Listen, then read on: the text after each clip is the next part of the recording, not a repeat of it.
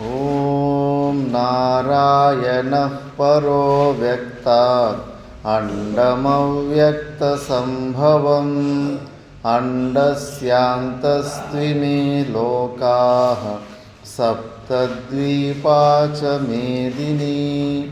ॐ शान्ति शान्ति शान्तिः।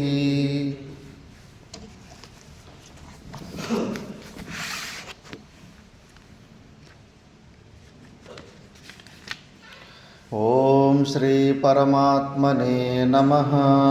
अथ षष्ठोऽध्यायः आत्मसंयमयोगः।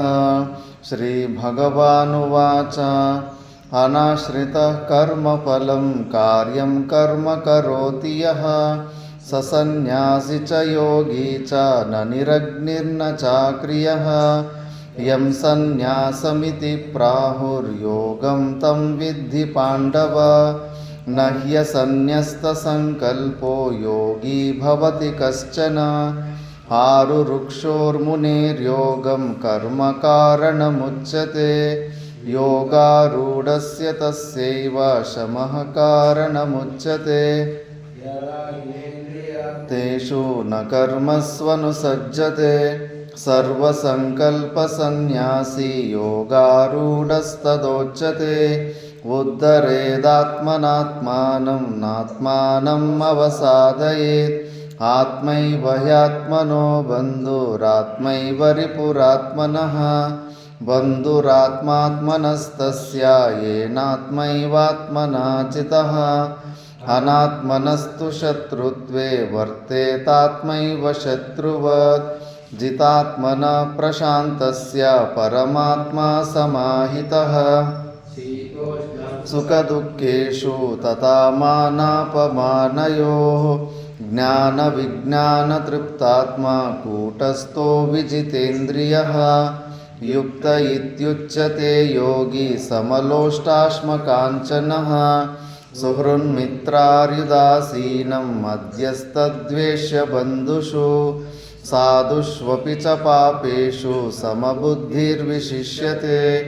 योगी युञ्जीत सततम् आत्मानं रहसि स्थितः। एकाकीयत चित्तात्मा निराशीरपरिग्रहः। शुचौ देशे प्रतिष्ठाप्य स्थिरमासनमात्मनः। नातिनीचं चैलाजिनकुशोत्तरं। तत्रैकाग्रं मनः कृत्वा यतचित्तेन्द्रियक्रियः। उपविश्यासने युज्यात् योगमात्मविशुद्धये। समं कायशिरो ग्रीवं धारयन्नचलं स्थिरः। सम्प्रेक्ष्य नासिकाग्रं स्वं दिशश्चानवलोकयन्। प्रशान्तात्मा विगतभिर्ब्रह्मचारी व्रते स्थितः। मनः संयम्य मच्चित्तो युक्त आसीत मत्परः। युञ्जन्नेवं सदात्मानं योगी नियतमानसः।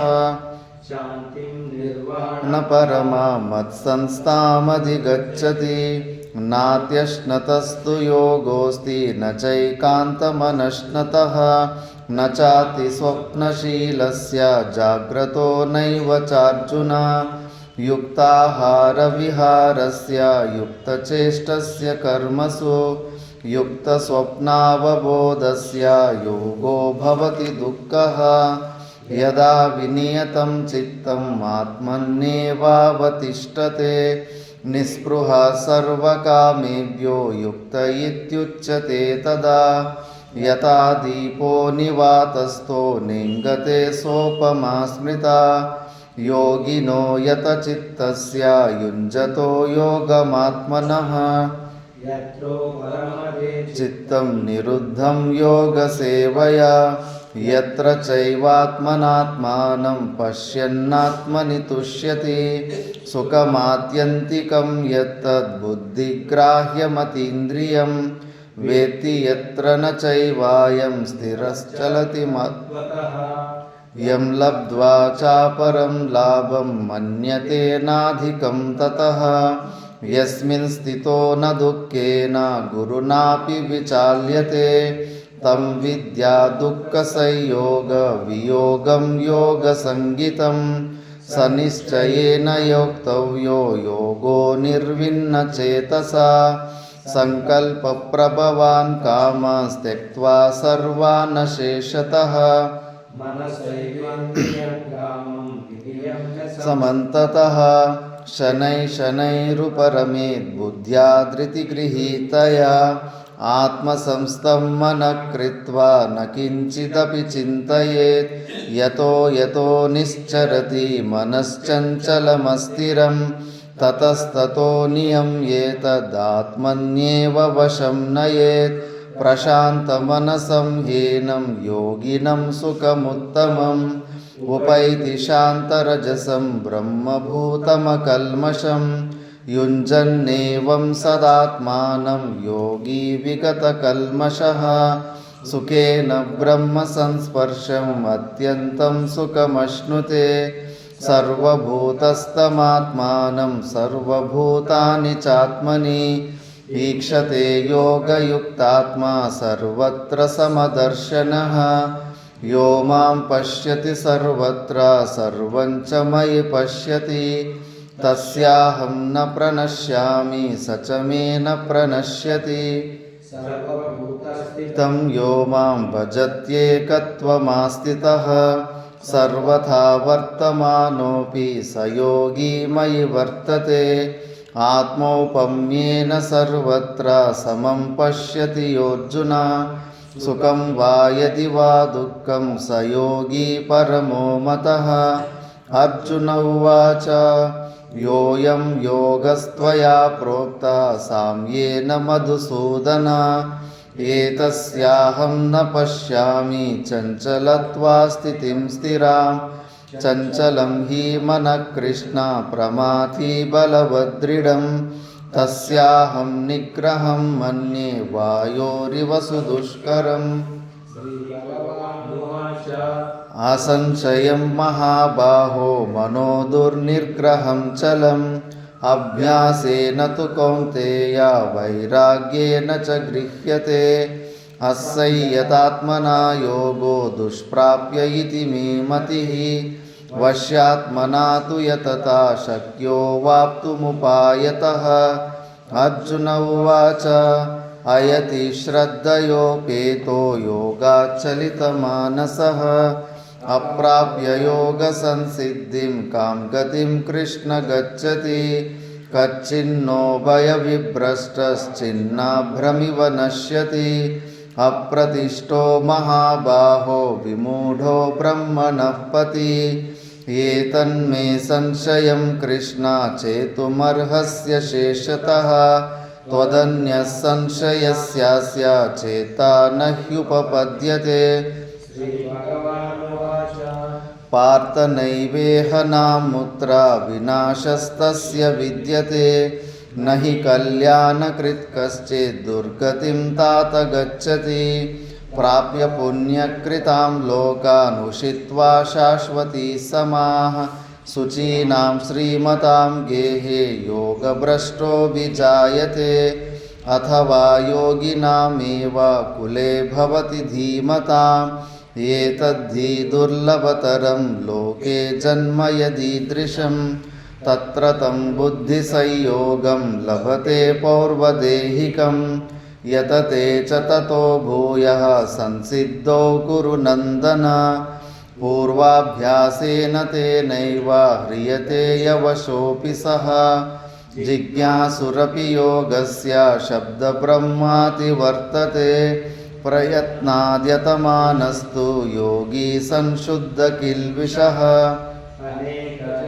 संसिद्धस्ततो याति परां गतिं तपस्विभ्योऽधिको योगी ज्ञानिभ्योऽपि मतोऽधिकः कर्मिभ्यश्चाधिको योगी तस्माद्योगी भवार्जुन योगिनामपि सर्वेषां मद्गतेनान्तरात्मना श्रद्धावान् भजते यो मां समे युक्ततमो मतः ॐ तत्सदिति श्रीमद्भगवद्गीतासु उपनिषत्सु ब्रह्मविद्यायां योगशास्त्रे श्रीकृष्णार्जुनसंवादे आत्मसंयमयोगो नाम షష్ఠోధ్యాయః.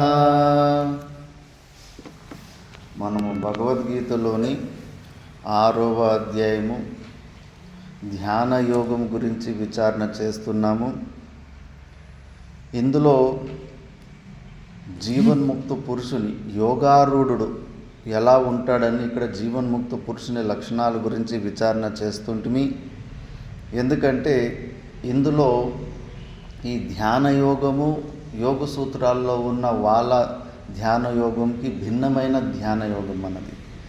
వాళ్ళది జగత్ సత్యత్వ బుద్ధి ఉంటుంది, ఈశ్వరుడు జీవుడుకు భేద బుద్ధి ఉంటుంది. కాబట్టి మనకు అవి ఉండవు. ఎవరైతే వేదాంత విచారణ చేసి ధ్యానంలోకి కూర్చుంటాడో వాడి కాన్సెప్టే వేరుంటుంది. కాబట్టి వాళ్ళు చేసే ధ్యానం, వాళ్ళు చేసే ప్రాణాయామమే లోపల విచారంలో తేడా ఉంది. మనము జగత్ ఈ ప్రపంచంలో కనిపించే ప్రపంచమంతా మిథ్య, ఇది వాస్తవికంగా లేదు. మళ్ళీ జీవుడు బ్రహ్ముడు వేరు కాదని శోధిత త్వంపదార్థము, శోధిత తత్పదార్థము, మళ్ళీ ఇవి రెండింటి ఐక్య జ్ఞానాన్ని కూడా పొందుతాం. ఉపదేశాలు తత్వమసి అని మహావాక్యాల ద్వారా ఉపదేశాలు వస్తుంటాయి. త్వం అంటే నువ్వు అంటే నీ శరీరం కాదు. నీ శరీరం పంచకోశాతీతమైన సాక్షి చైతన్యం, దాన్ని ఫిల్టర్డ్ నువ్వు. శోధిత త్వం పదార్థం అంటారు. తత్ అంటే పరమాత్ముడు, సగుణ సాకార రూపం కాదు. మాయా ఉపాధిని వదిలిపెట్టిన తర్వాత అక్కడ కూడా ఒక నిర్గుణ నిరాకార స్వరూపమైన చైతన్యం ఏది ఉందో అది. ఆ చైతన్యము ఈ చైతన్యము రెండు వేరు కాదు. శబ్దాలలో వాక్యాలలో రెండు ఉన్నట్టుగా అనిపిస్తున్నాయి.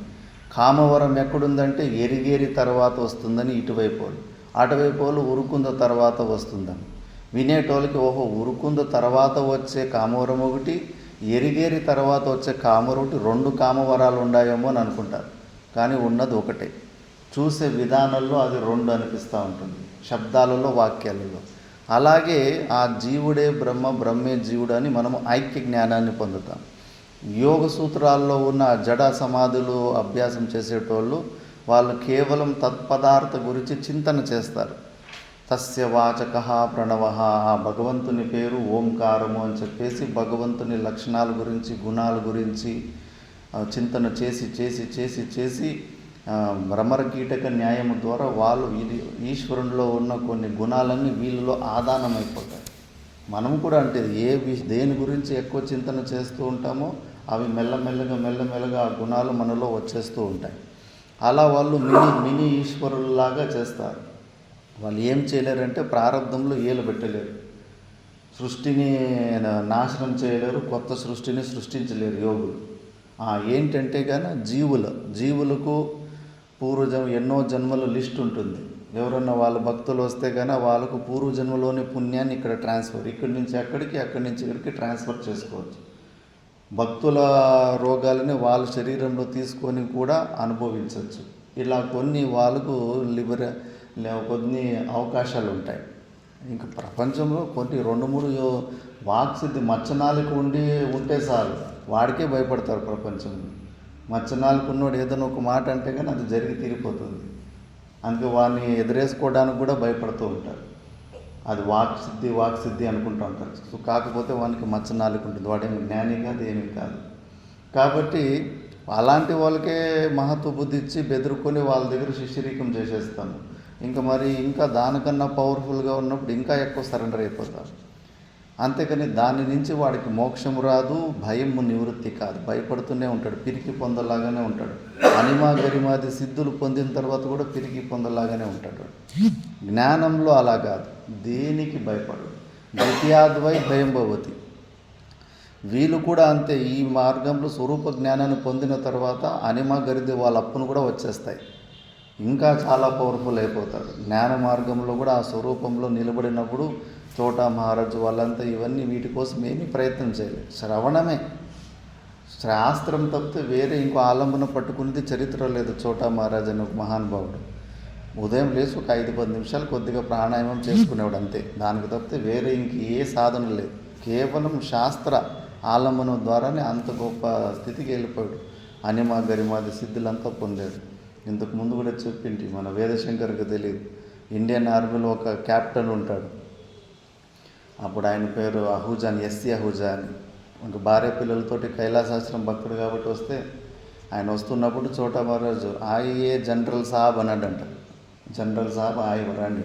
అయ్యో గురుగారు, నేను జనరల్ని కాదు, నార్మల్ క్యాప్టెన్, ఇంక 3 సంవత్సరాలు రిటైర్డ్ కాబోతున్నాను, ఈ జన్మకెంతో అయ్యే ఛాన్సే లేదు, భారతదేశాన్ని సేనాధిపతి కావడం ఈ జన్మలో లేనే లేదు అన్నాడు. అరే బంజావో మహాదేవ్, అయిపోవయ్య, ఏముంది అన్నాడు. ఏమైనా మన వాళ్ళ భారతదేశానికైనా జనరల్ అయిపోయాడు. వాళ్ళ పిల్లలు ఇప్పుడు వస్తూ ఉంటారు. ఆ మాటకంత పవర్ ఉంటుంది. పున్నం రోజు అమావాస్య అంటే కానీ ఆ రోజు మొబ్బే, లైట్ కనిపిది నీకు, అంత సామర్థ్యం ఉంటుంది. కాబట్టి అంత పెద్ద నడిచే మహాదేవుడు అని ఆయన శరీరం వదిలిపెట్టిన రోజు ఆ హరిద్వార్ రిషికేశ్ వాళ్ళంతకు వాళ్ళే దుకాణం వాళ్ళు బంద్ చేసుకొని మొత్తము జాతరలాగా వచ్చేసిండ్రంట. ప్రచారం లేకుండానే అంత స్పీడ్గా అంత భక్తులు ఉండేవారు. మరి ఆయనకు వస్తాయి ఆ సిద్ధులు. వీరికేమో జడ సమాధి నుంచి వచ్చిన సిద్ధులు, వాడు భయపడుతూ చేస్తాడు. జ్ఞాని సింహంలాగా జీవిస్తాడు, చక్రవర్తిలాగా జీవిస్తాడు, ఎవడికి భయపడు, ఎవడికి తల వంచుడు. ఎందుకంటే అందరి ఆత్మస్వరూపము అతడే అయిపోయింటాడు, దుఃఖానికి కూడా ఆత్మస్వరూపుడు అయిపోయింటాడు. అందుకే వాళ్ళు ఆ అష్టాంగ యోగం ఏమేమి స్టెప్పులు, యమ నియమ ప్రాణాయామ ప్రత్యాహార ఇవన్నీ ఏమేమి ఉన్నాయో ఇవన్నీ స్టెప్పులు మనము అవే వాడతాము. అందరూ వాడతారు ఈ సాధనలు. బౌద్ధులు అందరూ కూడా ఈ సాధనల్లో మాత్రం ఏమీ లేదు. విచారణలో వాళ్ళు కేవలం తత్పదార్థ చింతన చేస్తారు, మనము త్వంపదార్థ చింతన చేస్తాము, తత్పదార్థ చింతన చేస్తాము. వాటిని శుద్ధీకరణ చేసి ఐక్యం, జీవుడే బ్రహ్మ అని. ఇంకూరు సాంఖ్యులని ఉంటారు, వాళ్ళది జ్ఞాన మార్గం. అసలు ఈ యోగి క్వార్టర్ ఫైనల్సే, ఫైనలిస్ట్ కూడా కాదు వేదాంతికి. క్వార్టర్ ఫైనల్లోనే ఓడిపోతాడు యోగి. ఆ సాంఖ్యుడు అనేవాడు ఫైనల్కి ప్రధానం వల్ల నివారణట్టు, ప్రధానం వల్లడు వాడే. మనది ఫైనల్ యుద్ధము వేదాంతులది సాంఖ్యులతోనే. ఎందుకంటే వాడు జ్ఞానం ద్వారానే మోక్షం అంటాడు. కానీ వాడు కేవలం త్వంపదార్థ శోధన చేస్తాడు. ఈ శరీరంలో అనాత్మతత్వాన్ని వేరు చేసి లోపలున్న అసంగుడైన పురుషుడిని వాడు కూడా కనుక్కుంటాడు. తత్పదార్థ శోధన చేయడు. మళ్ళీ వాడికి దరిద్రం ఏంటంటే వాడు ఈ సత్యత్వం, జగత్ సత్యత్వ బుద్ధి ఉంటుంది. మళ్ళీ ఏమి మాయ ఉందో మాయ స్వతంత్రకర్త అంటాడు. స్వతంత్రంగా మేము వేదాంతంలో మాయకు స్వతంత్రంగా శక్తి లేదు. అక్కడ కింద పరమాత్ముడు ఉంటేనే ఆ మాయకు ఏదన్నా క్రియ చేయడానికి శక్తి వస్తుంది. అర్ధనారీశ్వరుని ఫోటోలోనే అది చూపిస్తోంది. నిర్గుణ నిరాకారుడు ప్లస్ మాయ రెండు కలిపితే మాయా విశిష్ట చైతన్యమే సగుణ సాకార ఈశ్వరుడు. ఇండివిజువల్గా మాయాను ఏమీ చేయలేదు, ఇండివిజువల్గా నిర్గుణ నిరాకారుడు కూడా ఏమీ చేయలేదు. రెండు కలిసినప్పుడే అక్కడే సృష్టి జరుగుతుంది. వాళ్ళ సాంఖ్యులలా కాదు, మాయ స్వతంత్రకర్త అంటారు, జగత్ సత్యత్వ బుద్ధి ఉంటుంది. త్వంపదార్థ శోధనం అయితే చేస్తారు, శోధనం చేస్తూ ఉంటారు, మళ్ళా అక్కడే ఇరుక్కుపోతారు. ఇప్పుడు జగత్ సత్యత్వం అన్నప్పుడు జగత్తులో అనేక జీవులు ఉంటారు. ఒక జీవి త్వంపదార్థ శోధన చేసి మోక్షము పొందితే వాడు అసంగ పురుషుడు అయిపోతాడు. మళ్ళీ రెండోడు మోక్షం పరిగెత్తాడు, 2 అసంగ పురుషులు అయిపోతారు. 2 అసంగ పురుషులు ఉండడానికి సాధ్యమవుతుందా? నువ్వు అక్కడ అసంగ పురుషునికి సర్వవ్యాపకుడు, ఆల్ పర్వేసివ్ అని చెప్పావు. ఆకాశాలు ఎన్ని ఆకాశాలు ఉన్నాయి నారాయణ చైతన్య? ఆకాశం ఒకటే ఉండదానికి, 2 స్పేసెస్ ఉండడానికి ఛాన్స్ లేదు. స్పేస్ అన్నది ఒకటే. ఆల్ పర్వేసివ్ నేచర్, వ్యాపక తత్వం అన్నది ఉండడానికి ఒకటే ఛాన్స్ ఉంటుంది. ఇంకోటి ఉందంటే కనుక ఇది ఉన్న చోట అది లేదు, అది ఉన్న చోట ఇది లేదు, అది వ్యాపకం వస్తువు కాలేదు. సర్వవ్యాపకం అంటే అంతటా ఉండాలి. నువ్వు ఒక్క వస్తువు కన్నా 2వ వస్తువును ఒప్పుకున్నావంటే కనుక వ్యాపక తత్వమే చచ్చిపోతుంది. అలాంటి వస్తువు ఉండడానికి ఒకటే అవుతుంది. మరి నీ ఇప్పుడు జగత్ సత్యత్వం అని చెప్పేసి ఒక్కొక్క జీవుడు మోక్షాన్ని పొందుతా ఉంటే అసంగ పురుషులు కూడా అనేక అసంగ పురుషులు అయిపోతారు. శాస్త్రంలో ఉన్న తత్వాన్ని నువ్వే చెప్పుకుంటావు. అందుకే అనేక జీవవాదము, అనేక పురుషవాదం వల్ల అట్లా సాంఖ్యులు ఓడిపోతారు, పప్పులో కాలేసి ఓడిపోతారు. అందుకే ఇప్పుడు యోగులు మనకు తేడా ఏంటంటే ఇవే, జగత్ సత్యత్వ బుద్ధి, జీవ బ్రహ్మ ఐక్యము చేయరు వాళ్ళు. మనం అవి చేసుకొని మళ్ళీ అవే ఆలంబన ప్రాణాయామం భజగోవిందం కూడా చెప్పాడు. ప్రాణాయామ ప్రత్యాహార గేయం గీత నామ సహస్రం ఇవన్నీ సాధనకు అనుకూలమైనవి, ఏది వదిలిపెట్టకండి. ఆ బ్రహ్మ అనుభవపర్యంతం ఈ సాధనలు మంచిగా ఉపయోగించుకోండి అన్నారు. అలాగ ఇప్పుడు సాధకులు కూడా ఎట్లా, ఇప్పుడు మనం కూడా విచారణ చేస్తున్నాం. 24 గంటలు వినలేం శ్రవణం. గంట సేపు క్లాసుకే ఒకసారి అబ్బా అని తలనొప్పి వచ్చేస్తూ ఉంటుంది. ఏదరన్నా అయినా పిష్టపేషణం, మళ్ళీ విన్నదే వింటున్నాం అని చెప్పేసి 24 గంటలు మనసుకు శాస్త్రాలంబను ఎలా ఇస్తాం? ఆ అత్యంత రుచి ఉన్నోడికైతే వాడికి భలే ఇంట్రెస్ట్ ఉంటుంది, ఇంకా మంచిగా అని. ఎందుకంటే ఈజీగా మనసును బ్రహ్మ వైపు తిప్పడానికి ఇది బెస్ట్ ప్లాట్ఫారం.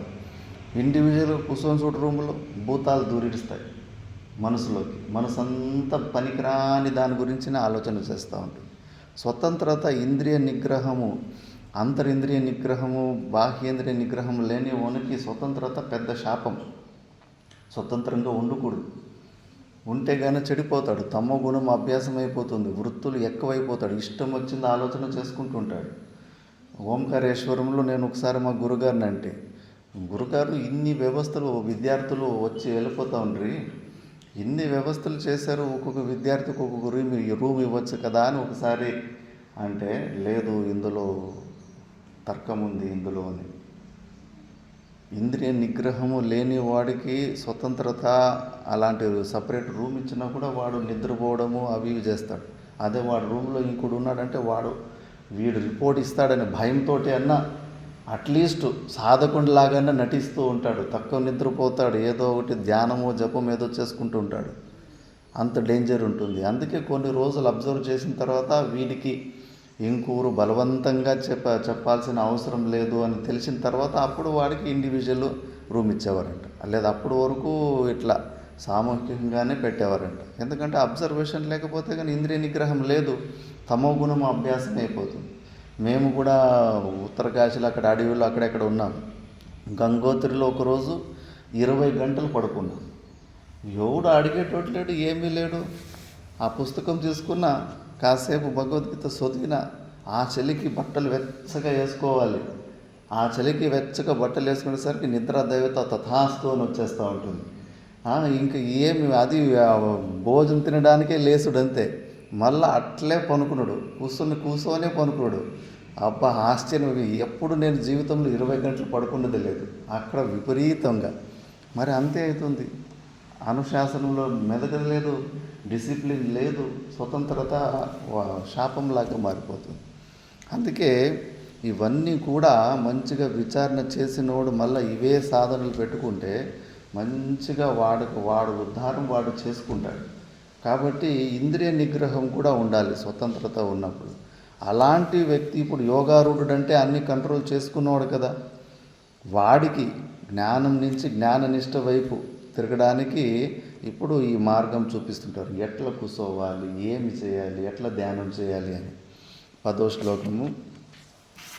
యోగి యుంజీత సతతం ఆత్మానం రహసి స్థితః ఏకాకీయత చిత్తాత్మా నిరాశీర పరిగ్రహః. యోగి యుంజీత సతతం ఆత్మానం రహసి స్థితః ఏకాకీయత చిత్తాత్మా నిరాశీర పరిగ్రహః.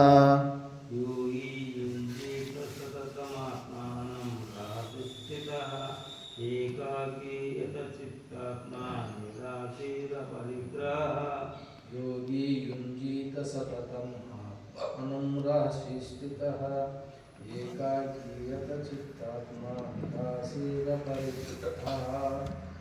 योगी युञ्जीत सततं आत्मानं रहसि स्थितः एकाकीयत चित्तात्मा निराशीर परिग्रहः. నువ్వు ట్రై చేస్తావా? యత చిత్తాత్మ, ఎవరైతే ఇంద్రియ నిగ్రహము చేసుకున్నవాడు, ఆ జీవన్ముక్త పురుషుడు యోగారూఢుడు నిరాశీర్ అపరిగ్రహ, ఏ ప్రకారమైన కోరికలు లేనివాడు. అపరిగ్రహ, అసలు ఏది గ్రహిస్తలేడు. అనాత్మ వస్తువులని తిరస్కారము చేసే సామర్థ్యాన్ని కలిగినవాడు. పూర్వజన్మలో పుణ్యకర్మలు కూడా ఎక్కువ చేసింటాం, వచ్చేస్తూ ఉంటాయి, డబ్బులు వచ్చేస్తూ ఉంటాయి, వ్యవస్థలు వచ్చేస్తూ ఉంటాయి. వచ్చేస్తూ ఉంది కదా, యదృచ్ఛ లాభ సంతుష్ట అని శ్లోకాలు డైలాగులు చెప్పుకొని ఉన్నదన్నీ అనుభవించకపోతే కానీ అందులోనే నీకు ఆసక్తి ఉందని తెలిసిపోతుంది. ఇప్పుడు నచికేతనికి ఎదురిచ్చాక రాలేదా? యమధర్మరాజు ఎన్ని ఇచ్చాడు ఫెసిలిటీలు, ఎంత పెద్ద పెద్ద ఆఫర్లు ఇచ్చాడు. అతడు అడగకుండానే వచ్చిందా లేదా ఆఫర్? అడగకుండానే వచ్చింది కదా, దాన్ని అనుభవిస్తే ఏమి యోగరతోవా భోగరతోవా సంగరతోవా సంగవీనని ఈ డైలాగులు చెప్పుకొని నువ్వు దాన్ని అనుభవిస్తే నీకు ఇంకా విషయ వైరాగ్యం రాలేదు అని అర్థం. అందుకే నువ్వు ఆ డైలాగులు చెప్పుకొని జస్టిఫికేషన్ చేసుకుంటున్నావు, నీలో ఉన్న ఆసక్తిని నువ్వే ప్రూవ్ చేసుకుంటున్నావు. నచికేతుడు తిరస్కరించాడు అనాత్మ వస్తువులని. ఆ సామర్థ్యం రావాలి. నేను కూడా చెప్పాను కదా, మేము చదువుతున్న ఆశ్రమంలోనే మహదేవానంద అని రూపాయి దక్షిణం తీసుకునేవాడు కెపాసిటీ. మా వల్ల అంత వైరాగ్యం లేదు. ఊరికే ఎందుకు మరి, ఎవరు గొప్ప అంటే వాళ్ళ గురించి చెప్పుకోవాలి. అతనున్న ఆశ్రమంలో మేము ఉన్నాం, అతడు ఏమో ₹1 దక్షిణ తీసుకోకుండా అనారోగ్యము మాకు వస్తుంది, అతనికి వస్తుంది. మా దగ్గర ఆ దక్షిణ తీసుకోవడానికి కారణాలు ఉన్నాయి. మాకు వచ్చే రోగాలు అతనికి వస్తున్నాయి. అతడు అక్కడ హోమియోపతికి ఫ్రీ ట్రీట్మెంట్ తీసుకుంటాడు. ఒకవేళ అది కాకపోతే కానీ ట్యాబ్లెట్ కూడా భిక్ష తీసుకుంటాడు, కానీ డబ్బులు మాత్రం ముట్టుడు. ఏదో ఒక సామర్థ్యం అతనిలో వైరాగ్యం ఎక్కువ ఉందనే కదా, మనకన్నా ఎక్కువ ఉందనే కదా. మరి అలాంటి వాళ్ళే నిరాశీహి అపరిగ్రహ ఇలాంటి యోగారూఢులు అవడానికి. అనుకుంటే కానీ అది కావాలి ఇది కావాలి అనుకుంటా ఉంటే అన్నీ కావాల్సి వస్తూ ఉంటుంది. వద్దు అనుకొని కొద్దిగా అభ్యాసం చేసుకుంటే కన్నా అట్లే అలవాటైపోతూ ఉంటుంది శరీరాన్ని. కాబట్టి ఆ సామర్థ్యాన్ని పెంచుకోవాలా. అపరిగ్రహ, మనకి అవసరం లేనిది మన దగ్గరకు వచ్చినప్పుడు దాన్ని తిరస్కరించాలి, అట్లా మలిపేయాలి.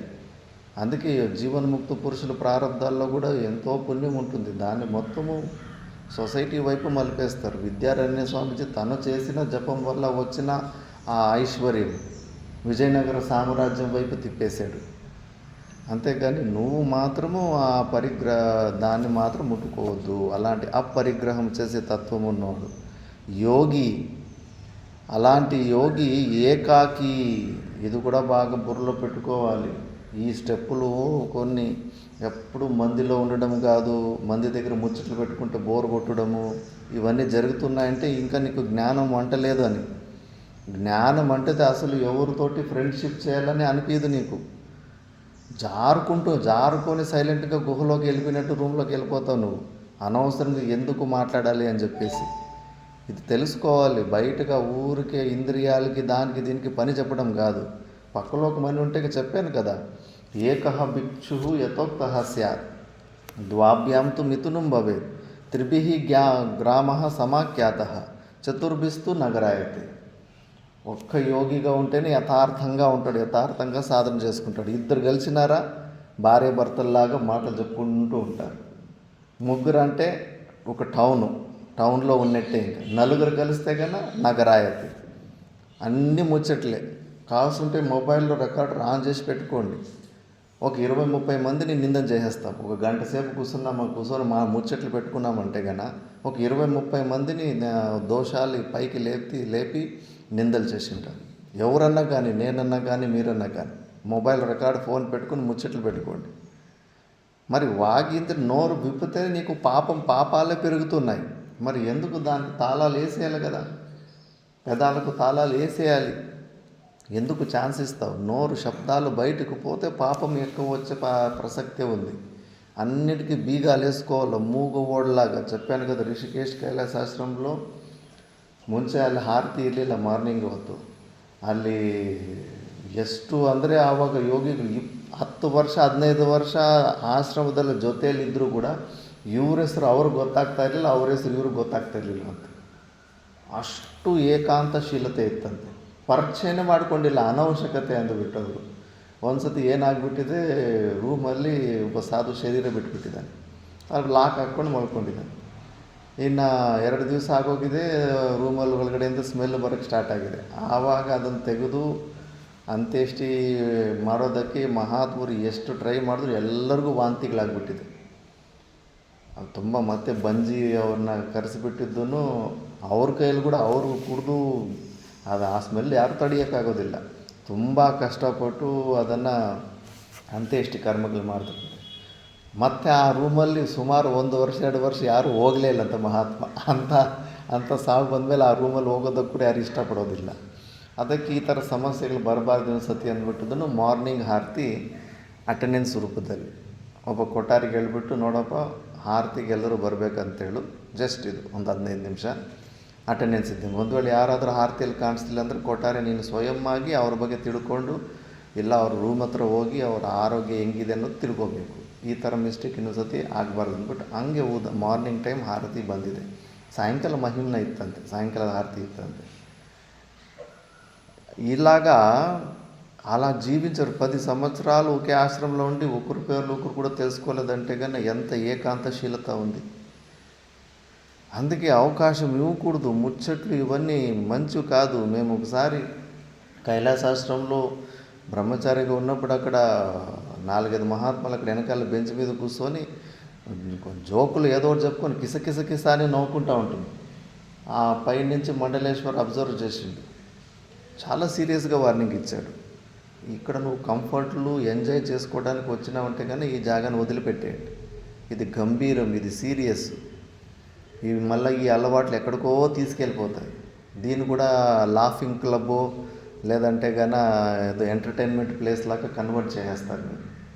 ఇది సీరియస్గా ఇవన్నీ ఈ చేష్టలు ఒట్టకూడదు. నీకు నువ్వు తప్పితే ఇంకా ఫ్రెండ్ ఉండకూడదు, శత్రువు ఉండకూడదు. నువ్వు నీలో ఏకాంతంగా ఉండు, ఏకాంతశీలతాన్ని పెంచుకో. ఏదన్నా కొద్దిగా ఎనర్జీ నోరు శబ్దాలు బయటకు వస్తున్నావంటే అది శాస్త్రం గురించే ఉండాలి, సాధన గురించే ఉండాలి. టైంపాస్ కోసము అవి ఇవి ఆ హ్యాబిట్లన్నీ వదిలిపెట్టుకోరు. అవన్నీ పాత అప్పుడు జరిగితే అజ్ఞానంలో ఉన్నప్పుడు ఫ్రెండ్షిప్ టైంపాస్కి మాట్లాడుకోవడము, ఆ ముచ్చట్లు పెట్టుకోవడం ఆపేయాలి. ఏకాకి ఎందుకంటే అది అలవాటైపోతే ముచ్చట్లు పెట్టుకునే వాళ్ళు అలవాటు లేకపోతే ఉండలేరు.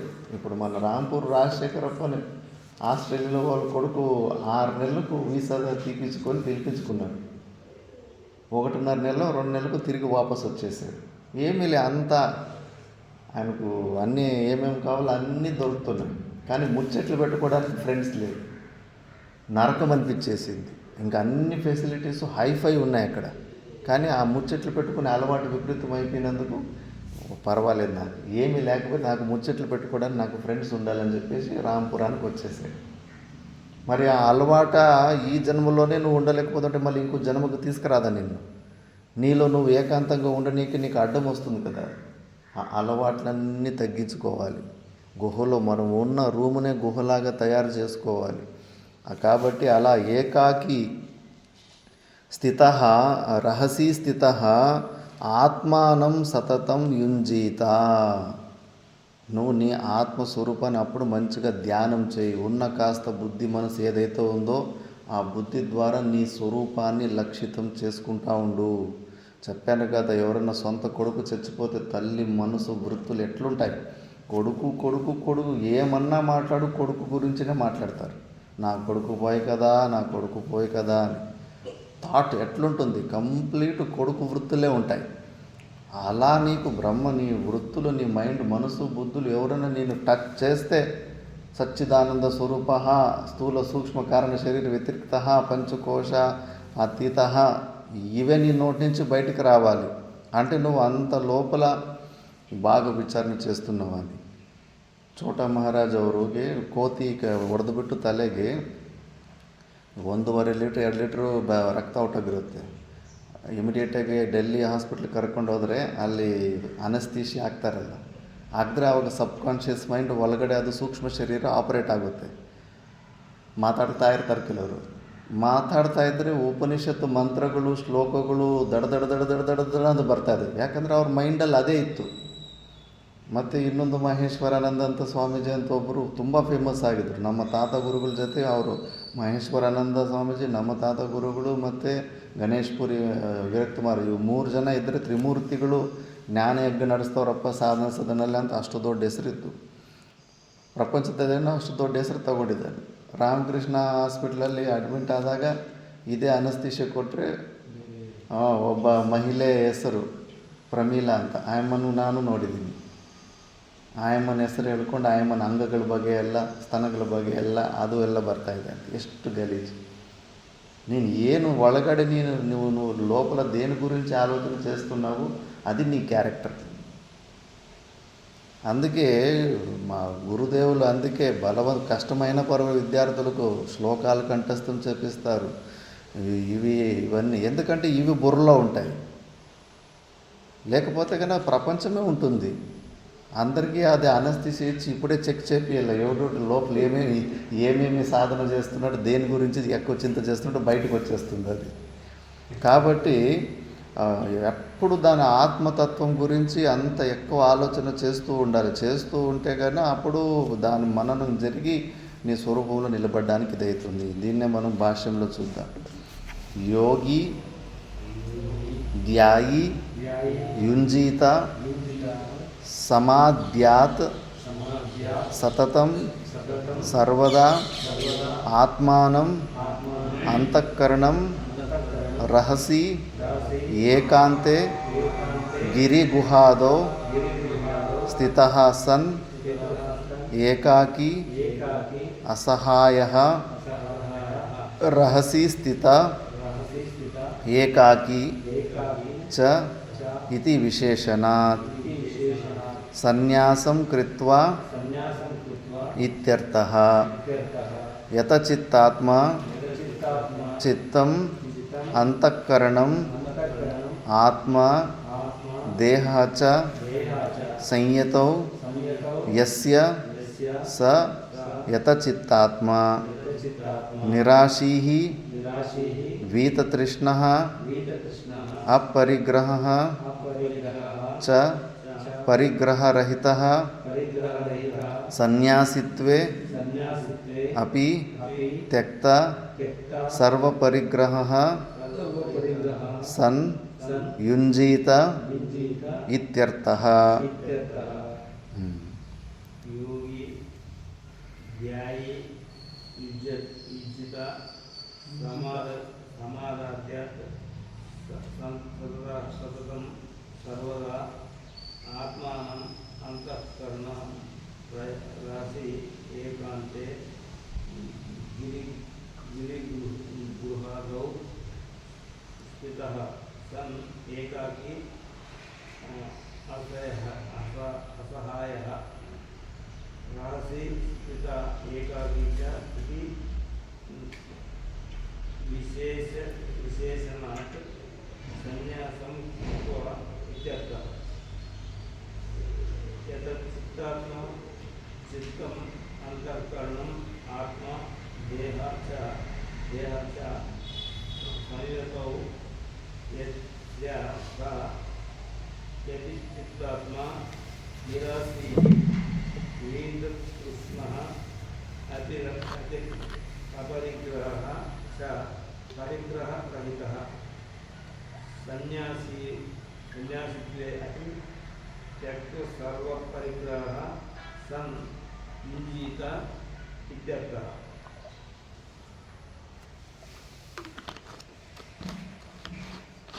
శ్లోకంలో యోగి అని ఉంది.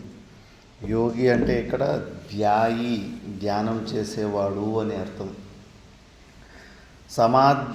సమాధ్యాత్ సతతం సర్వదా ఆత్మానం అంతఃకరణం రహసి. ఎప్పుడు అంతఃకరణాన్ని తన స్వరూపంలోనే తిప్పి పెట్టుకునేవాడు. ఏకాంతే, ఏకాంతలంటే గిరి గుహాదౌ స్థితః, కొండలలో గుహలు ఉంటాయి కదా, అలాంటి ఉపలక్షణము నువ్వు ఉన్న రూమునే గుహ చేసుకోవాలి. బయట ఇప్పుడు ఎక్కడ లేవు అలాంటి గుహలు ఉన్న చోట చాలా కఠినమైన పరిస్థితి ఉంటుంది. ఆహారం ఉండదు. మంచి సీక్రెట్ గుహలు ఉన్న చోట ఆహారం ఉండదు. గుహల్లో కూడా విపరీతమైన పురుగులు, విపరీతమైన దోమలు, క్లైమేట్ చాలా ఘోరంగా ఉంటుంది.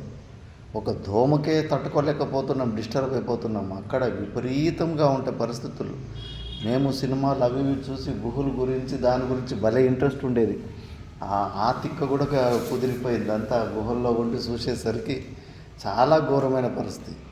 మరి ఇంకా ధ్యానం చేస్తూ ఉంటావు. క్రూర జంతువులు కూడా ఉండకూడదు. క్రూర జంతువులు లేని ప్లేస్లో ఉండాలి. నదికి విపరీతమైన దగ్గరలో ఉండకూడదు. నదికి కూడా కొద్దిగా దూరంలో ఉండాలి. మరి నీకు ఆకలి దొప్పి సమస్య ఉన్నప్పుడు భోజనం కూడా భిక్షాటన కూడా కొన్ని ఊర్లు దగ్గరలో ఉండాలి. ఇన్ని అనుకూలాలు చూసుకోవాలి. అన్ని అనుకూలాలు చూసి చేసుకునే బదులు పెళ్లి చేసుకోవడం బెటర్. అంతే పరిశ్రమ ఉంటుంది. మాకు ఎంతోమంది హిమాలయాల్లో చూసాము. కొన్ని భోజవాస్ అక్కడెక్కడ కొన్ని గుహలు ఉన్నాయి. కాకపోతే ఒక పూట భోజనానికి ఆ కింద ఉన్న అన్నక్షేత్రానికి రావడానికి 5 కిలోమీటర్లు 5 కిలోమీటర్లు నడుచుకొని వస్తే అతను ఏదో కూలికి పైకి వచ్చినట్టుంది నాకు అన్నాడు.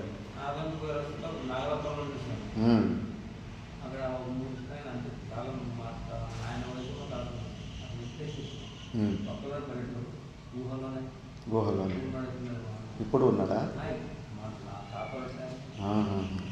అప్పుడు శరీరాలు గట్టి తపశ్చర్య ఉండేది జనాలకు. ఇవన్నీ తట్టుకునేవారు. మళ్ళా అక్కడ హిమాలయాల్లో ఆ చలికి ఏదైనా ఇక్కడ జ్వరాలు వస్తే కన్నా ఈ వేడికి ఆటోమేటిక్గా మేలైపోతాయి.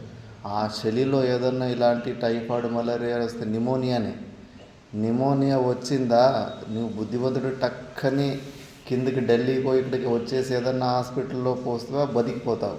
నిమోనియా వచ్చి అక్కడే మండి కొట్టి వేసుకున్నావంటే కానీ 2-3 రోజుల్లో నీ చేతుల్లో శక్తి వెళ్ళిపోతుంది. కూసోలేవు, నిల్చోలేవు. ఇంకా సాధకులు ఎవరు పట్టించుకుంటారు? ఆశ్రమాల్లో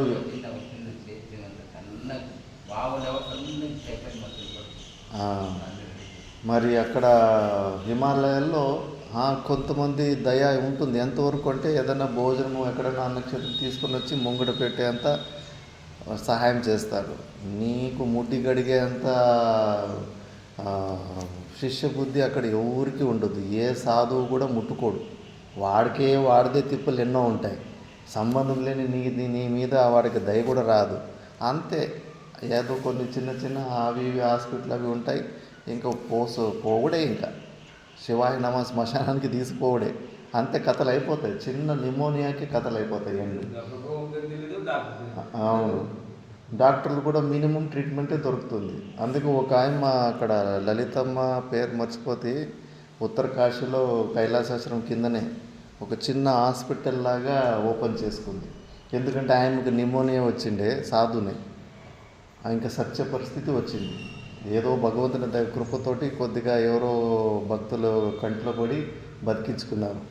అందుకే సాధువులకి ఇంత దుస్థితి ఈ ప్లేస్లో ఉండకూడదని ఇంత ప్లేస్ అంతా ఒకటి హాల్ పెట్టేసి ఒక బెడ్ లాగా మినిమం ట్రీట్మెంట్. పెద్ద ఆపరేషన్ సర్జరీలు లేవు కానీ అట్లీస్ట్ కొన్ని గ్లూకోజు ఇంజెక్షన్లు ద్వారా ఇలాంటి నిమోనియా టైఫాయిడ్ లాంటి ట్రీట్మెంట్కి రోజు టిఫిన్ ఇచ్చేసి వాళ్ళకి అనుకూలమైన భోజనం చేయడానికి ఒక వ్యవస్థ చేసి ముస్లమ్మ ఉండే. ఇప్పుడు ఉందేమో తెలియదు మేము పోయినప్పుడు. ఎందుకంటే అంత ఘోరంగా ఉంటుంది. మరి అలాంటి పరిస్థితులు ఉన్నప్పుడు మన కెపాసిటీ కూడా మనం చూసుకోవాలి. ఊరికి విష్ఫుల్ థింకింగ్ ఉంటే సరిపోదు. అక్కడ పోయి పీకేస్తాను చేసేస్తాను నేను పోయి చూడు తెలుస్తుంది ఆ కఠినతను. ఇంక నువ్వు ధ్యానం ఏం చేస్తావు? తిండి కోసమే పొగలంతా దాని గురించి చింతే, దాని గురించి టెన్షన్నే. ఒక్క జ్వరం వచ్చిందంటే కనుక కూసాలు కదిలిపోతాయి, నీ మర్మస్థానాలు షేక్ అయిపోతాయి. అంత ఇన్సెక్యూరిటీ ఫీలింగ్ వస్తుంది. మరి అప్పుడే అర్థం చేసుకోవాలి, ఇంకా నేను దానికి రెడీగా లేను. ఈ శరీరాన్ని అంత ఈజీగా వదిలిపెట్టే అంత యోగ్యత నాకు లేదు. ఆ యోగ్యత లేనప్పుడు రిపేర్ చేసుకోవాలి కదా. మళ్ళీ శ్రవణ మననంలోకి వాపస్ రావాలి కదా. ఇక్కడ ఏదో డిసిషన్ తీసుకోవడంలోనే అక్కడ ఏదో పొరపాటు జరిగింది. దానికి మంచిగా మనసుకు నిర్ధారం చేయి. ఎందుకు ఈ శరీరం మీద ఇంకా మోహం ఉంది, వదిలిపెట్టడానికి రెడీగా లేదు. భయం ఉంది, శరీరంలో అనారోగ్యము ఇవన్నీ వచ్చిన వీక్నెస్ గురించి నీకు భయం ఉంది. శరీర వియోగము నీకు ఇష్టం అవుతా లేదు. ఇప్పుడు మరి ఎందుకు ఆ మోహం ఏదో కనుక్కోవాలి కదా. అందుకే ఫస్ట్ ఈ సాధనలు మంచిగా శ్రవణ మన నిధిధ్యాసనాలు మంచిగా అయిపోతే కన్నా మళ్ళీ తిరిగి చూసుకోవాల్సిన అవసరం లేదు. సైలెంట్గా పోయి ఎంతోమంది గుహల్లో పోయి టక్కని వదిలిపెట్టేస్తారు.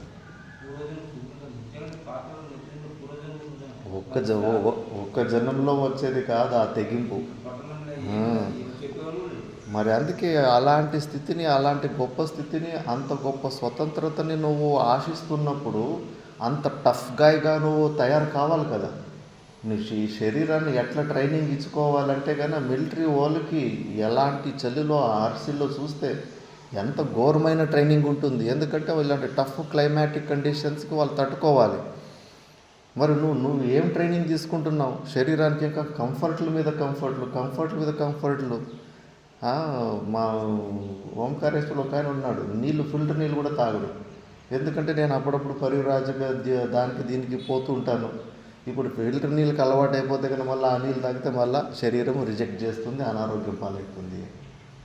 అంత టఫ్గా ట్రైనింగ్ ఇచ్చుకుంటారు ఈ శరీరాన్ని. మరి ఏదో ఒక రోజు నువ్వు ఆ స్వతంత్ర స్థితిని పొందాలని పోతున్నావు. దాని మార్గమే కఠినం. ఆ టఫ్ మార్గాన్ని నువ్వు ఎంచుకున్న రోజు ఈ శరీరం మీద, ఈ తాదాత్మ్యం మీద విజయం గెలుస్తావు. అప్పుడు వరకు నువ్వు మరి శక్తి లేనప్పుడు ఉన్న ఆశ్రమంలోనే నువ్వు ఉన్న రూమునే నువ్వు గుహలాగా చేసుకో. ఇది మా గురుగారు ఉపదేశం. పెద్ద తోపుల్లాగా అక్కడ పోయేసి అటు కాకుండా ఇటు కాకుండా జన్మల్ని వేస్ట్ చేసుకోకండి. 100% అనారోగ్యం పాలైపోయేసి లేదా చచ్చిపోవడము, లేదంటే కన్నా మళ్ళీ ఇక్కడికి తిరిగి వాపసు రావాలి, ఏదో ఒక ఆశ్రమానికి తిరిగి రావాల్సి వస్తుంది. అలాంటి పరిస్థితి మంచిగా అంత తెగింపు అవన్నీ ఉన్నాయో లేదో చెక్ చేసుకోండి అప్పుడప్పుడు. అందుకే 15 రోజులు టెస్ట్ చేసుకోవడానికి ఫస్ట్ ఒకేసారి పెద్ద సంకల్పం కాకుండా ఒక నెల రోజులు, ఒక 3 నెలలు గుహలో ఉండొస్తాను, అలాంటి అనుకూల పరిస్థితులు ఇవన్నీ సెట్ చేసుకొని పోవాలి. కాబట్టి ఏకాంతే గిరి గుహాదో అని శంకరాచార్యులు భగవాన్ చెప్పారు. అప్పుడంతా గుహల్లోనే చేసుకున్నారు ఇవన్నీ. కొండల్లో ఉన్న గుహల్లో స్థితహాసన్ ఏకాకి అసహాయ. ఏం చెప్పారు? సహాయాలు తీసుకోవాలన్నారా, తీసుకోకూడదన్నారా? అసహాయ. ఎవరు దగ్గర నీ డిపెండెన్సీ ఉండకూడదు. అలాంటి వ్యవస్థను నువ్వు చేసుకోవాలా. ఇప్పుడు కూడా కొంతమంది సాధువులు ఉన్నారు, 6 నెలలకు ఒకసారి పైన ఉత్తరకాశీలు అక్కడ ఉంటారు గుట్టలు, 6 నెలలకు ఒకసారి కిందకు వస్తారు. ఏదన్నా ఆశ్రమంలో కొద్దిగా ఒక 50 కేజీలు గోధుమ పిండి, ఒక 50 కేజీలు బియ్యము, ఒకే ఆశ్రమంలో ఇల్లు లేకపోతే కానీ ఒక 4-5 ఆశ్రమాలు అక్కడెక్కడ తిరిగి ఏదైనా సహాయం దొరుకుతుందని చూసి అదంతా కలెక్ట్ చేసుకొని మళ్ళీ మీదకి వెళ్ళిపోతాం. మళ్ళీ 6 నెలల వరకు మళ్ళీ కిందకి దిగారు. అట్లా నువ్వు ఏర్పాట్లు చేసుకొని మెల్లమెల్లగా అలాంటి సాధనలు చేసుకోవాలి. మాకు తెలిసిన ఒక స్వామీజీ అడవిలోనే వచ్చాడు, నేపాలి, చాలా మంచి సాధకుడు. వాళ్ళ గురువు వచ్చేసి ఆత్మానంద గిరి అని, ఆత్మానందపురి గంగోత్రిలో ఉన్నాడు. ఆయన చిన్న అక్కడ గుడిసెలాగా వేసుకొని సాధన చేసుకుంటాడు. 2-3 శిష్యులే ఉన్నారు ఆయనకు. ఈయన శిష్యుడు నాతో కలిస్తే వాళ్ళ గురుగారు అతనికి ఉపదేశం ఇచ్చింది. చూడు నాయన, సాధకుడు ఎప్పుడు ఒంటరిగానే ఉండాలి, కంపల్సరిగా శిష్యులు చేసుకోవాలనేది లేనే లేదు, అసలు చేసుకోవద్దనే చెప్తుంది శాస్త్రం. ఆ పిచ్చిలోకి నువ్వు మళ్ళీ నువ్వు ఆ గోయిలోకి నువ్వు అడుగు పెట్టకు. నువ్వు కేవలము మోక్షాన్ని పొందడానికి వచ్చావు, నీ అంతకన్నా శుద్ధి చేసుకొని నీ పని నువ్వు చేసుకోవాలి.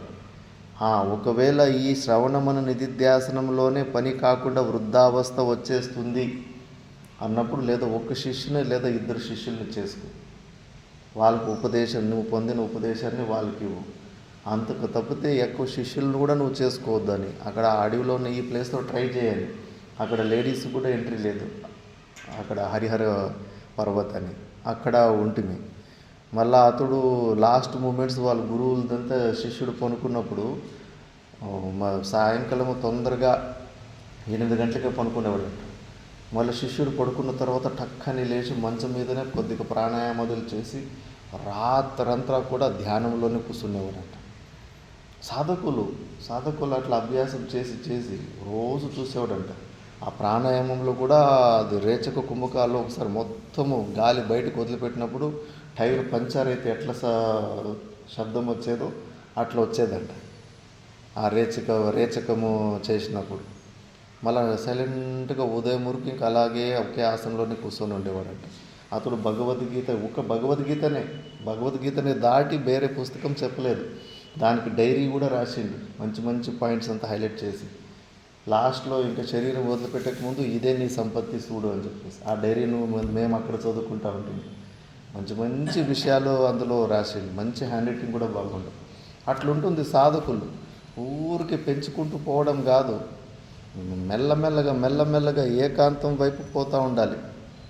అసహాయ ఏకాకి అసహాయ, వాళ్ళు వీళ్ళు అవసరమనే బుద్ధి మనకు ఉండకూడదు. నాకు నేను తప్పితే ఇంకెవరు లేరు. ఆ డిపెండెన్సీ ఏంటి? ఒక భిక్షే. ఆకలి దప్పుల వల్ల కొద్దిగా భిక్ష తప్పితే ఇంక ఎవరితోటి నాకు డిపెండెన్సీ లేదు. ఫోన్ను వదలలేకపోతున్నాం మనం, అంత డిపెండెన్సీకి వచ్చేసినాం. ఇది ఒకటి, ఈ టెక్నాలజీ ఒకటి శాపంలాగా తగలడింది.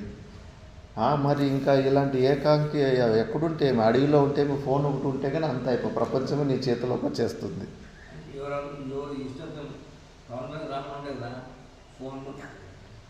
మరి అది ఒక సెక్యూరిటీ. ఫోను మనకి నచ్చిన వాళ్ళు ఆపదలో కాపాడే వాళ్ళు ఉంటే టక్కని వాళ్ళు, లేదా వాళ్ళు మనకు ఫోన్ చేసో మనం వాళ్ళకు ఫోన్ చేసో సహాయాలు అందుకునే ఉద్దేశమే ఉంటుంది, లేదా అట్లీస్ట్ ఒక డిపెండెన్సీ. మరి ఇవన్నీ పెట్టుకొని ఒకేసారి మోక్షం కావాలంటే ఎట్లా? అన్నీ ఏది వదిలిపెట్టకూడదు, ఆస్తులు వదిలిపెట్టకూడదు, డబ్బులు వదిలిపెట్టకూడదు, భార్య పిల్లల మీద ఉన్న మోహం వదిలిపెట్టకూడదు. మోక్షం మాత్రం వచ్చాలంటే అది బిస్కెట్. అది ఇదే మాయ, అహమమభావాలే మాయ. మరి ఇలాంటి ఏకాంతం నువ్వు ఎలా అనుభవిస్తావు? ఎవరికి ఏమి సంబంధం లేని లాంటి స్థితిని నువ్వు ప్రాక్టికల్గా చెక్ చేసుకోవాలి కదా. ఎన్ని రోజులు నాకు ఏ ఆలంబన లేకుండా నేను ఎన్ని రోజులు ఉండగలుగుతాను? ఏ వస్తువు మీద నాకు ఎక్కువ డిపెండెన్సీ అనిపిస్తూ ఉంది? నేను ఫస్ట్ ఆశ్రమాల వైపు వచ్చినప్పుడు న్యూస్ ఇన్ఫర్మేషను, ఇంకా పొలిటికల్ ఫ్యామిలీ నుంచి వచ్చాను కాబట్టి ఫుల్గా కరెంట్ ఈవెంట్స్ ఫుల్గా రిజిస్టర్ చేసుకొని ఉండే అలవాటు. ఫోను 2014 వదిలిపెట్టి అక్కడ పోతే పిచ్చి లేస్తూ ఉంది. ప్రపంచంలో ఏమైపోతూ ఉందో నాకేమీ తెలుస్తలేదు కదా అని చెప్పేసి. మళ్ళీ అక్కడ మైసూర్లో కూడా అలవాటు అంత ఈజీగా పోదు. 2 సంవత్సరాలు అటైనా కూడా లేదు. అప్పుడప్పుడు కైలాసాశ్రమంలో న్యూస్ పేపర్లు కూడా బ్యాన్. దొంగగా జోలులో బయట తీసుకొని లోపల పెట్టుకొని పోయి మళ్ళీ రూమ్లో పోయి చదువుకునేవాడు. అట్లా వాళ్ళు కనిపెట్టేస్తారు. న్యూస్ పేపర్లు అంతే తీసుకొని పోయినవన్నీ కుప్పలు అవుతాయి కదా రూమ్ చెక్కింగ్లో వచ్చేసి అది కూడా కనుక్కుంటారు. అక్కడ న్యూస్ పేపర్లు కూడా బ్యాన్ ఉన్నాయి. మళ్ళీ ఇక్కడ మైసూర్లో కూడా అంతే. మైసూరు అక్కడ ఆశ్రమానికి కూట వస్తుండే, అది కూడా అక్కడ తీసుకొని న్యూస్ పేపర్ చూడడం చూసేశాడు. ఆయన పెద్ద సీసీ కెమెరా ఉన్నట్టు. భలే అక్కడే నేర్చుకున్నదంతా నేను అక్కడే నేర్చింది. ఒక్కొక్క తప్పుడు పని కూడా వదిలిపెట్టేవాడు కాదు. పోనీలే అనే మాట వచ్చేదే కాదు. దాన్ని విడిపించే ప్రయత్నం చేసేవాడు. ఎందుకు చదువుతావు న్యూస్ పేపర్ అని ఏమి చెప్పలేదు. సరేలే, ఈ అలవాటు ఒక పని చేయి. ఇప్పుడు నీకు వారానికి ఒకసారి అక్కడ వారం మొత్తము పేపర్లు ఉంటాయి కదా, రోజు అలవాటు చేసుకోండి. వారానికి ఒకసారి ఆ పేపర్లంతా ఒకసారి ఏమి జరిగిందో కొద్దిగా కనుక్కోండి. అంతే, వారానికి ఒకసారి పేపర్ చదవచ్చు. మళ్ళీ ఇప్పుడు వారానికి 15 రోజులకు ఒకసారి స్కాన్ చేసుకో. మళ్ళీ ఒకసారి నెలకు ఒక రోజు అన్నాడు, ఇంకా వదిలిపెట్టాడు. మెల్లగా దాన్ని వదిలిపించేసాడు. ఏదైనా కానీ అంతే, ఏదైనా ఒక అలవాటు నేర్చుకున్నామంటే వదిలిపెట్టడం చాలా కష్టం. ముఖ్యంగా మనం ఇప్పుడు అలాంటి ఏకాంత స్థితిలో ఉండాలి. నిరాలంబ స్థితికి ఏ ఆలంబనాలు మనకు ఉండకూడదు. అంతటి శాస్త్ర ఆలంబనాన్ని కూడా తీసి పక్కన పెట్టాలి ఏదో ఒక రోజు. కానీ మనసు ఫస్ట్ దీన్ని పక్కన పెట్టేస్తుంది. ఆ మొబైల్ని పక్కన పెట్టదు, ఈ శాస్త్రం అవసరం లేదనిపిస్తుంది. ఏముంది, నేను అంత తెలుసుకున్నాను కదా, ఇంకేంది మరి తెలుసుకున్న విషయాన్ని మళ్ళీ తెలుసుకుని దీని పక్కన పక్కన పెట్టేసి మొబైల్ని వదిలిపెట్టదు, ప్రపంచాన్ని వదిలిపెట్టదు.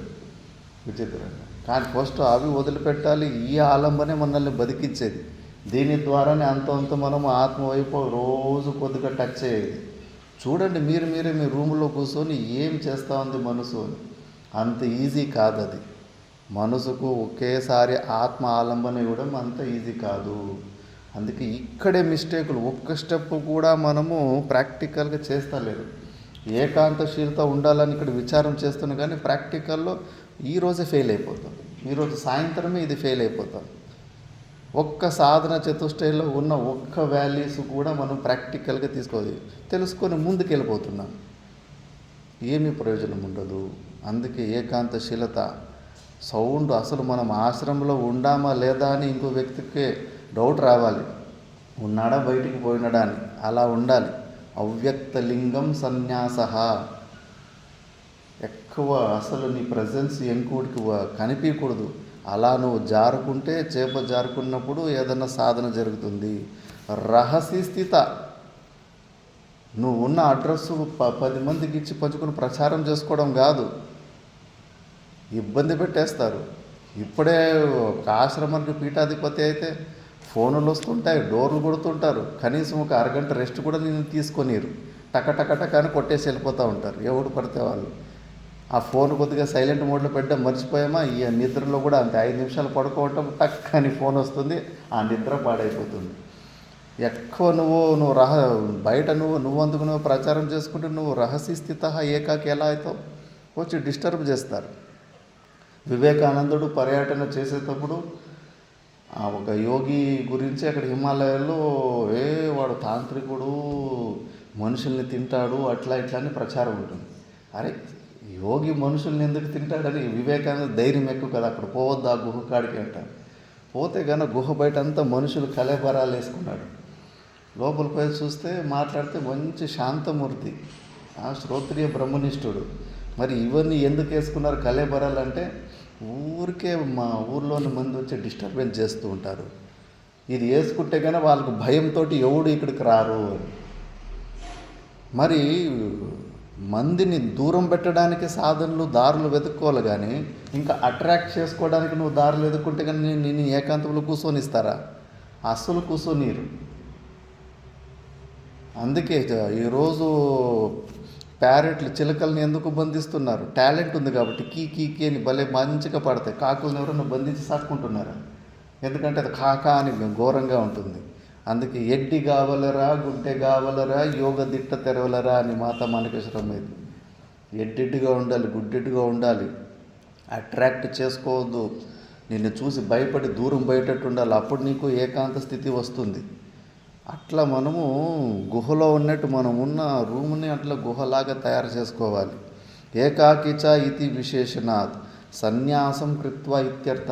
ఇవన్నీ స్వరూపత సర్వకర్మ సన్యాసం ఉన్నప్పుడే. నువ్వు ఇంట్లో ఉంటావా? ఇంట్లో ఉంటే నేను ఊరికి కూర్చొనిస్తారా? నువ్వు రిటైర్డ్ కానీ నువ్వు 10 కోట్లు సంపాదించు, పక్కింట్లో చూపిస్తారు. చూడు ఆయనకి 85 సంవత్సరాలు, మార్కెట్కి పోతాడు, కూరగాయలు తెస్తారు, పాల ప్యాకెట్ తెస్తాడు. నీకు ఇంకా 70 సంవత్సరాలే, నువ్వు చూడు ఏమి చేయవు, ఊరికే ఉండనీరు నిన్ను.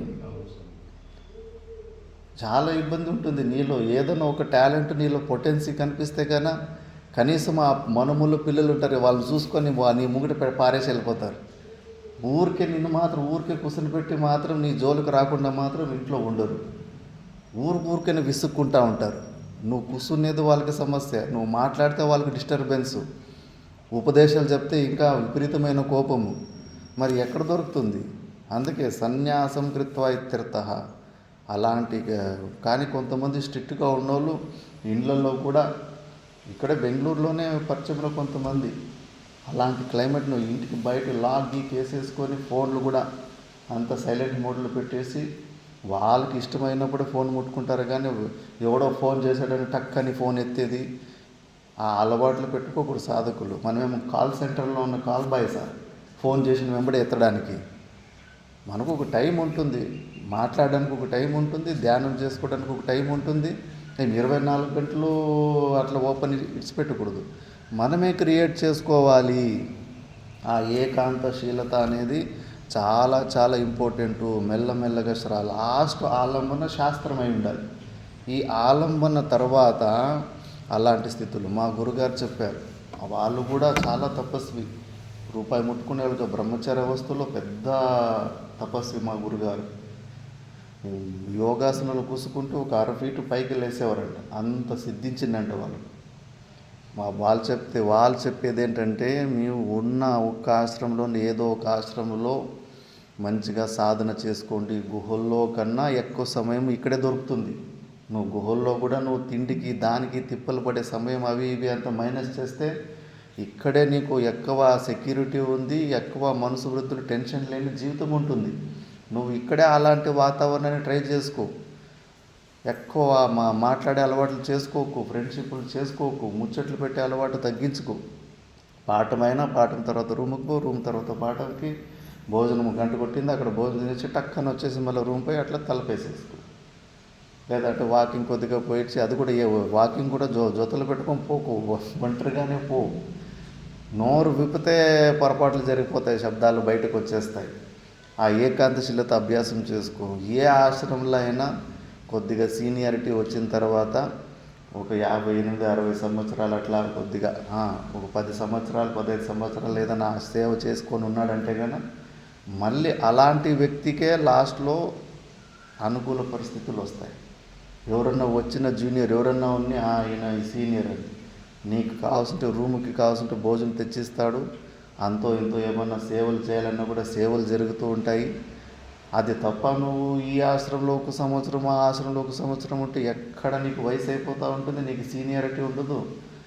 ఇప్పుడే వచ్చేసి నువ్వు అంతా హై ఫెసిలిటీసు రిలాక్స్గా ఫెసిలిటీస్ పొందాలంటే కానీ ఎవడు సొంత పిల్లలే ఇవ్వరు నీకు అంత రిలాక్సేషన్ నీకు సొంత పిల్లలే ఇవ్వరు. ఇంట్లో కష్టపడి సాకి పెంచిన వాళ్ళే ఇవ్వరు. ఇంకా ఏమి ముఖం తెలియని వాళ్ళు నీకు అంత మంచి ఫెసిలిటీస్ ఇస్తారా? అందుకే మా గురుగారు చెప్పింది ప్రాక్టికల్, వర్తమానంగా ఏం జరుగుతుందంటే కనుక ఇది వర్కౌట్ అవుతుంది. నువ్వు ఒక ఆశ్రమంలో ఒక 10-15 సంవత్సరాలు ఉన్నావంటే మళ్ళీ నీకు వయసు అయిపోయిన తర్వాత ఇలాంటి ఏకాంతశీలత రూమాయ నువ్వైతుంది, నీకు ఒక పూట భోజనమాయ. అప్పుడు నీకు నిన్నెవరు డిస్టర్బ్ చేయకుండా, నీ నుంచి ఏమీ ఆశించకుండా నీకు అలాంటి గుహలాంటి వాతావరణం క్రియేట్ అవ్వడానికి ఛాన్సెస్ ఉంటాయి. అది తప్పితే ఎక్కడైనా కానీ నిన్ను ఫుట్బాల్ ఆడుకుంటారు. అసలు అసూయ గుణం ఉన్న మనుషులు, ఒకరు హాయిగా ఉండడం చూస్తే తట్టుకోలేని మనుషులు వాళ్ళ ఇంటి నుంచి రూపాయి పెట్టకపోయినా కూడా బాధపడిపోతూ ఉంటారు. అది ఆశ్చర్యం. ఏదో వాళ్ళ ఇంటి సొమ్ములు వాళ్ళ ఇంట్లో పోయి ఉన్నారంటే కానీ అది బాధపడుతున్నారంటే ఏమనుకోవచ్చు. రూపాయి వాళ్ళ ఇంటి నుంచి ఖర్చు పెడతా ఉంటారు. ఎక్కడో ఎవరో మంచిగా హాయిగా సాధన చేసుకుని ఉంటున్నట్టే తట్టుకోలేకపోతుంటారు. మరి అలాంటి మనుషుల మధ్య నువ్వు చాలా జాగ్రత్తగా ఇలాంటి ఏకాంత స్థలాన్ని నువ్వు యుక్తి ద్వారా క్రియేట్ చేసుకోవాలి. మన కెపాసిటీ ఏంటి, దానికి అనుకూలమైనది అని. మళ్ళా అతడు యతచిత్తాత్మ, చిత్తం అంతఃకరణం ఆత్మ దేహ చ సంయతౌ యస్య సా యతచిత్తాత్మ. ఇంద్రియ నిగ్రహాలు ఇవన్నీ చేసుకో ఉండాలి. మినిమం గ్రహణ అంతే. ఇంద్రియాలతో చెవుల ద్వారా ఏం చూస్తున్నావు, ఇలాంటి ప్రవచనాలు చేసేటప్పుడు గురుముఖమా, పుస్తకాల్లో ఉన్న లిపి ముఖమా, అంతే. ఇంకేమి చూడాలని ఆశించకు. చెవుల ద్వారా ఈ శాస్త్రం మాటలు తప్పనే వింటాను, వేరే వినను. నాలుక ద్వారా ప్రాణం నిలబడడానికి ఎంత అవసరమో అంత మాత్రం గ్రహిస్తాను, అంతే. అన్ని ఇంద్రియాలు యుక్తంగా హితం యుక్తం అంత మాత్రమే గ్రహించాలి. దానికన్నా ఎక్కువ గ్రహిస్తే కన్నా కంట్రోల్ లేదు, ఇంద్రియాల్లో కంట్రోల్ లేదు అని అర్థము. నిరాశి వీతతృష్ణ, కోరికలు వదిలిపెట్టేసి శరీర పోషణార్థి సన్, ఈ శరీరాన్ని పోషించే ఉద్దేశం ఉన్నోడు. మొన్న కూడా సత్సంగంలో వచ్చింది, వాడి జీవితం ఎట్లంటే కన్నా నదిని దాటాలనుకున్నవాడు అది బోట్ అనుకొని మొసలి మీద కూర్చుంటాడంట. మొసలే బోట్ అనుకొని మొసలి మీద కూర్చొని దాటాలని ప్రయత్నం. అది కుదురుతుందా? లవక్కని నోట్లో వేసేసుకుంటుంది. నువ్వు ఈ శరీర సంఘాతం కంఫర్ట్లు చూసుకొని నువ్వు మోక్షాన్ని పొందే ప్రయత్నాలు కూడా అలాంటివే. కాబట్టి అలాంటి నువ్వు ఏ కోరికలు లేనివాడివి కా. అపరిగ్రహ చ పరిగ్రహరహిత సన్యాసిత్వే అపి త్యక్త సర్వపరిగ్రహ సన్ యుంజీత ఇత్యర్థః. సన్యాసం తీసుకున్నాను కదా ఇంకేమి లేవు, వచ్చిందంతా అనుభవించదని కాదు. సన్యాసిత్వే అపి త్యక్త సర్వపరిగ్రహ సన్. అప్పుడు కూడా వచ్చేస్తుంటాయి, ప్రారంభంలో ఉన్నప్పుడు నీ దగ్గరికి ఏమేమి వచ్చేస్తుంటాయి, నువ్వు రిజెక్ట్ చేయాలి వాటిని. సన్ యుంజీత ఇత్యర్థః. ఇలా నెక్స్ట్ అత ఇదానీం యోగం యుంజత ఆసన ఆహార విహారాదీనాం యోగ సాధనత్వేన నియమో వక్తవ్యః ప్రాప్తయోగ లక్షణం యత్ ఫలాది చ ఇది అత ఆరభ్యతే తత్ర ఆసనం. ఇప్పుడు ఒకటే ఆసనం ఎలా వేసుకోవాలి, ఎట్లా కూర్చోవాలి, ఎక్కడ దృష్టిని పెట్టాలి, ఇవన్నీ చెప్పుకుంటూ పోతారు. శుచౌ దేశే ప్రతిష్టాప్య స్థిరమాసనమాత్మనః స్థిరమాసనమాత్మనః నాత్యుత్స్రితం నాతి నీచం నాశ్రితం నామీచం చైలాజినకుశోత్తరం చైలాజినకుశోత్తరం శుచౌ దేశే ప్రతిష్టాప్య స్థిరమాసనమాత్మనః నాత్యుత్స్రితం నాతి నీచం చైలాజినకుశోత్తరం. इतो देशे प्रतिष्ठाप्य स्थिरमासनमात्मनः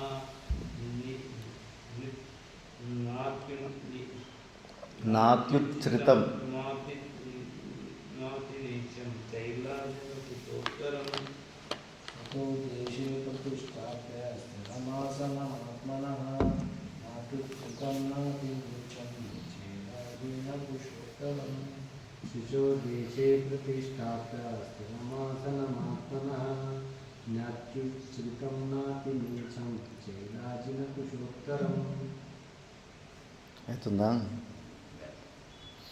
శుచౌ దేశే, శుద్ధమైన దేశం. మహాత్ములు ఆసనం ఎప్పటికీ శుద్ధమే ఉంటుంది. ఎందుకంటే బ్రహ్మచర్య వ్రతాన్ని పాటిస్తుంటారు కాబట్టి వాళ్ళ ఆసనం ఎప్పటికీ శుద్ధంగానే ఉంటుంది అని. అందుకే వాళ్ళు నిద్ర లేచి ఆ ఆసనంలోనే ధ్యానం చేసుకుంటారు. కానీ గృహస్థులు వాళ్ళు మాత్రము ఆ పడుకున్న చోట కూర్చొని ధ్యానం చేసుకోవడానికి వీల్లేదు. వేరే ఒక ఆసనం వేసుకొని శుచి అయిన ప్లేస్లోనే దేవుని ఇంటి ముంగటో ఎక్కడన్నా కూర్చొని చేసుకోవాలి. కాబట్టి ఏ ప్రదేశంలో కూర్చుంటే నీ మనసులోని వికారాలు, దేశానికి కూడా గుణాలు ఆదానం అయిపోయి ఉంటాయి. నర్మదా క్షేత్రంలోనే మా తాత గురులు అన్నారంట, కొన్ని చోట్ల మంచిగా మనసు వృత్తులు తగ్గిపోతాయంట, కొన్ని చోట్ల విపరీతంగా చంచలం ఉంటాయి, కొన్ని చోట్ల ఎక్కువ రోజులు ఇక్కడే కూర్చోవాలనిపిస్తుంది, పోనే పోబుద్ది కాదు, కొన్ని రోజులు తొందరగా ఇక్కడి నుంచి వెళ్ళిపోవాలనిపిస్తుందంట. ఒక్కొక్క ప్లేస్లో ఒక్కొక్కలాగా మనసు కూడా డిఫరెంట్ వేరియేషన్స్ అవుతుంటాయి. అందుకే కొన్ని ప్లేసులు ఎలా ఉండాలంటే ఒక రోజు అభ్యాసం చేసుకునే ప్లేసు, ఒక శుద్ధమైన ప్లేస్ సెలెక్ట్ చేసుకొని అక్కడే నువ్వు సిద్ధి చేసుకోవాలి. స్థానము సిద్ధి అవుతుంది, ఆసనము సిద్ధి అవుతుంది. అందుకే కొత్త ప్లేస్లో కొంతమందికి నిద్రలు కూడా రావు. ఎందుకంటే ఆ నిద్ర అన్నది వాళ్ళకు ఒక ప్లేసు ఒక క్లైమేట్లో అది ఫిక్స్ అయి ఉంటుంది. కొత్త ప్లేస్కి పోతే వాళ్ళకి నిద్ర కూడా కొంతమందికి సరిగ్గా రాదు. కాబట్టి క్లీన్గా ఉన్న ప్లేస్లో నువ్వు ధ్యానం చేసుకోవాలి. శుచౌ దేశే చైలాజిన కుశోత్తరం. చైలాజనం అంటే కన్నా ఈ చర్మము కింద కొద్దిగా మెత్తని, ఫస్ట్ గడ్డి కుష అంటే కన్నా ఇవి మనం కుషాసనాలు వస్తాయి కదా, దర్భాసనాలు ఇలాంటిది. ప్లాస్టిక్ది ఎక్కువ వాడద్దంటారు, ఇట్లా కడ్డీ ద్వారా ఉన్నది. దీని మీద మళ్ళీ కొద్దిగా మెత్తనది కొద్దిగా వేసుకోవాలి. ఆసనము మరీ గట్టిగా ఉండకూడదు, కొద్దిగా 1.5 ఇంచు అంతా ఉండాలి. అందుకే కొంతమంది చేసుకుంటారు. మాతా మాణికేశ్వరం చెప్పింది, ఆసనము 1.5 ఇంచు కొద్దిగా సాఫ్ట్ బట్టతోటి, కాటన్ బట్టతోటి సాఫ్ట్ బట్టతోటి వేసుకొని ధ్యానం చేసుకోవచ్చు. గొర్రె ఊని హీట్ అయిపోతుంది. చూసుకోవాలి, వాళ్ళ శరీర తత్వాలు చూసుకోవాలా, వాళ్ళది హీట్ బాడీనా హాట్ బాడీనా దానికి అనుకూలంగా. ఇప్పుడు గొర్రె బొచ్చుతో చేసిన రగ్గులు కప్పుకుంటేనే ఒకసారి ఉష్ణం అయిపోతుంది, మూత్రంలో మళ్ళీ మంట వస్తుంది, అంత ఉష్ణం అయిపోతుంది. కొంతమందికి అది సెట్ కాదు. కాటన్ అయితే కాటన్ కూడా హీటే, కానీ అంత హీట్ లేదు. ఏది ఎవరికి సెట్ అవుతుందో అది చూసుకోవాలి. ఇంకా పులి చర్మ, జింక చర్మ, దానికి ఇంకా ఎక్కువ ఇంద్రియ నిగ్రహం ఉన్న వాళ్ళే కూర్చోవాలంట. ఊరికే ఫ్యాషన్కి కూర్చునికపోతే కథ వేరే అయిపోతుంది. వాళ్ళు ఫస్ట్ బట్టల్లోనే ఇచ్చేసేసి జింక చర్మము.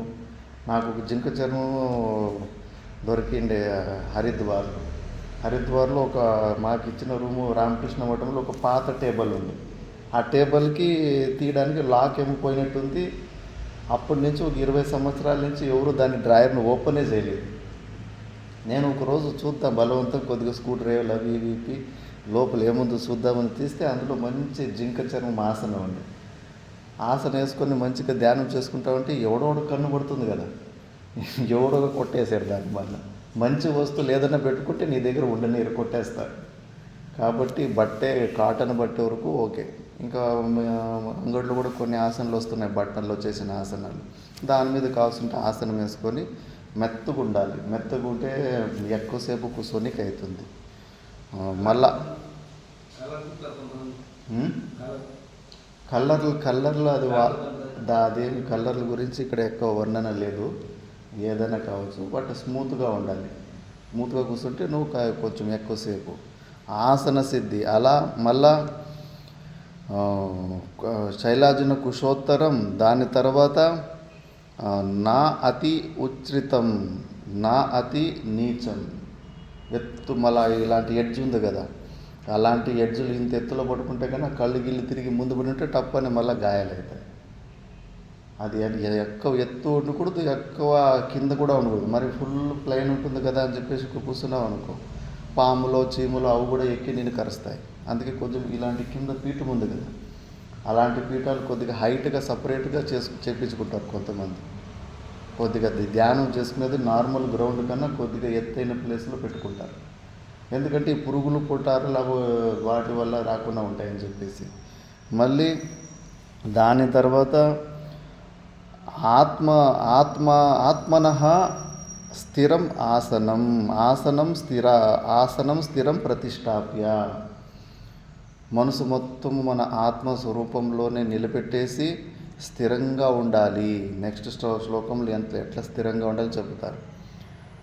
ఆసన సిద్ధి అంటే 3 గంటల సేపు కదలకుండా ఎవడు కూర్చుంటాడో వాడికి ఆసన సిద్ధి కలిగింది అని.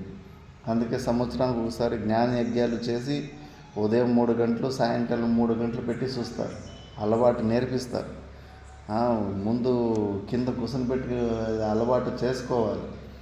45 నిమిషాలకి గడగడ అయిపోతుంది బ్లడ్ సర్క్యులేషన్ అది ఇది.